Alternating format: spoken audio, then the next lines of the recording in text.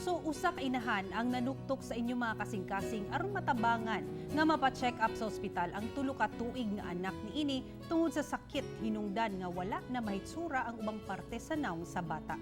Kani ang detalye. Deng! Deng! Oy! Ano mo tubag? Ay, dik-dik! Tibok tuig, dinhi nagatuyok ang kinabuhi ni Baby Avril Maria uban ang iyang igsoon og ginikanan. Sa kamara kini gatuyok-tuyok tungod sa balatian.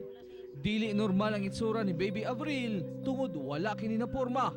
Wala na develop ang mga mata, ilong ug baba. Wala ko kabalo ba basig. Napa siya gibati kay usahay mo kalit siya kuan kanang mutigik gani siya murag masakitan siya ba makuratan kunana.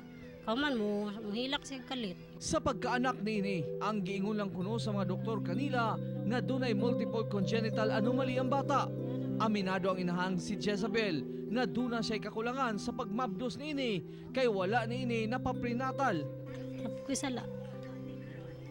Siguro sa pagbuntis, responsable kayo kung wala na ko siya gitagad.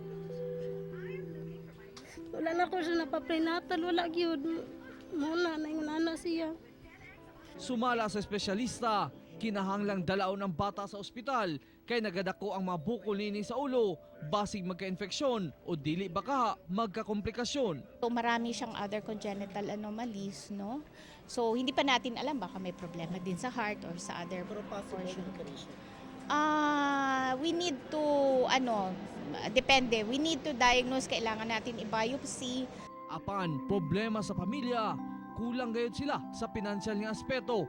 Busa duna kini panawagan ngadto sa mga dunay malumong kasing-kasing.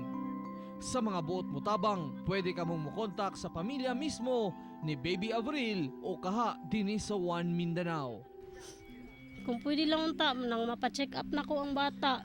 Pa-check up isa niya one food kanang panginahanglan niya adlaw-adlaw, gatas, diaper, nana ba kay pareha sa akong bana, pwede kabira. Gamay, pila, ang income na niyan taon, 300 ra gyud ang adlaw.